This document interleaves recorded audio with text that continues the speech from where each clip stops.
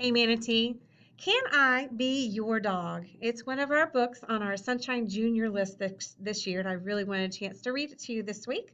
It made me think of trying to fit in, trying to find your people, trying to find your human.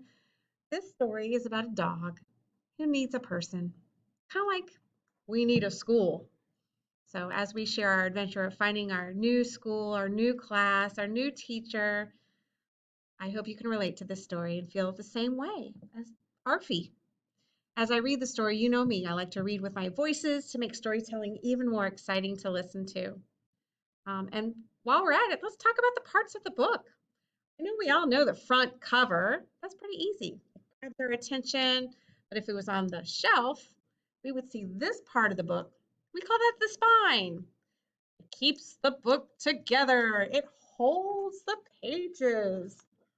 Ta-da! That's right. So Can I Be Your Dog? Front cover, spine, and if you open it up, the first page that it comes to is the title page. Can I Be Your Dog? It's written by Troy Cummings right here. And if you notice, there's only one name there. That means that Troy is the author and the illustrator. That means as the author, he wrote the story. He used his pencil. But he's also the illustrator. That means he used his color, his crayons, his graphic art. Can I Be Your Dog? Written by and illustrated by Troy Cummins. Here we go.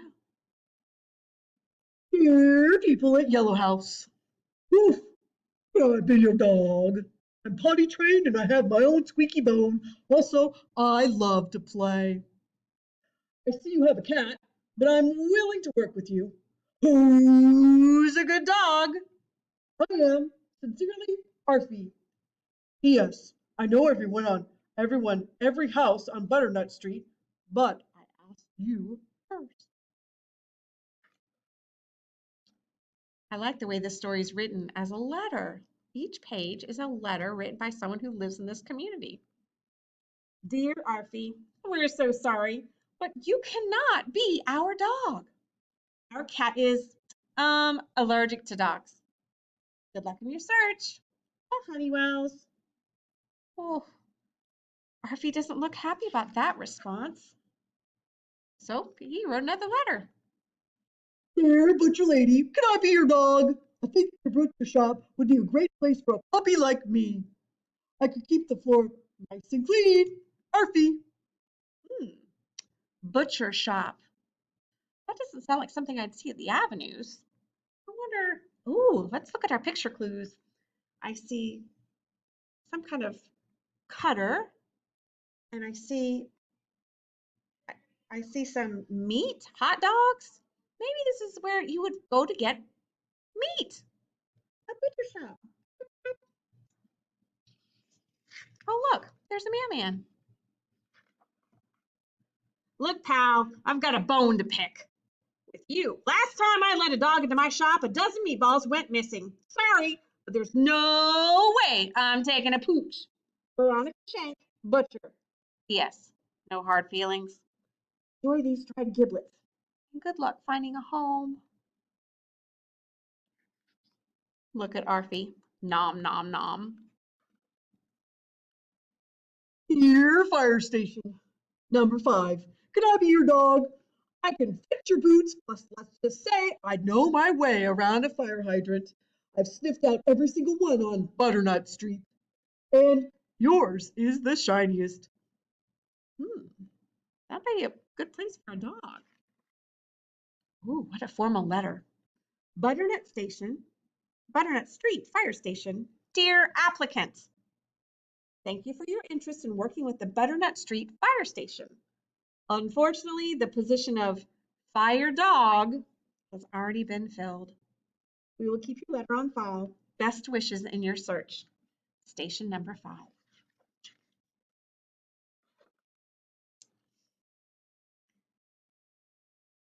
Dear junkyard guy, I'm not gonna lie. You're my next to last choice. But these past few days have been rough. Rough, rough, rough. So please, can I be your dog? I don't eat much and I can bark if people try to steal your junk and stuff. Hopefully yours, Arfie. What do you think? Do you think he's going to say yes? There's the postman again. What do you know? Dear Mutt, get lost. Poor Arfie. I wish someone would take him in. Your last house on Butternut Street. Can I be your dog?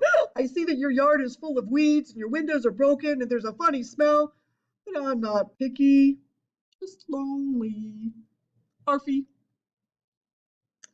Wow.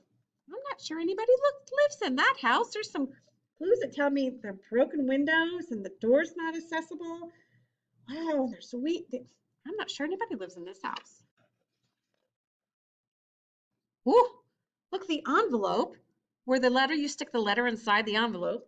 Arfie, soggy box in the alley. That's where he lives.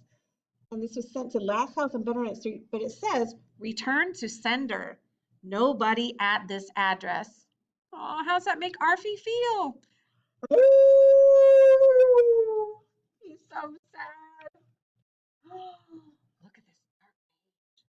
Looks like Arfie went back to his house. He went down the street and down this dark alley. And there's his box. And it is soggy. You know how I can tell that? I see rain. The author illustrator drew raindrops. Look like lines. They must be coming down straight down towards the box. And inside the box, look at poor Arfie. He needs a person. What do you see? Arfie has a letter. Someone mailed him a letter. And it has a heart on it. Dear Arfie, can I be your person? I need a friend who will be with me no matter what. Snow, rain, heat, or gloom of night. I see that you already know everyone on Butternut Street. And I know you'll make a first-class partner with Hugson's Head Scratches, Mitzi Whipple, letter carrier. P.S. If you agree, meet me at the big blue mailbox. Whoa, look at the street. And I see her waiting, but I don't see Arfie yet. Oh, there he is. Oh, looks like he found a home, a person. dear Mitzi, you know what? My tail has been wagging ever since I got your note. My answer is yes! Truly yours, Arfie. P.S. Woof. Rich Scratch. He looks so happy. And there is a picture of the community, all the different places that Arfie went to and wrote letters to, and all in the blue mailbox. Lots of things to enjoy and a cute story just to start off our year. I hope you enjoyed Can I Be Your Dog? So this year we're going to read 14 more books, and then probably April, we will vote on our favorite Sunshine State Junior book. Book number 1, Can I Be Your Dog? I hope you enjoyed it. Have a great day, guys.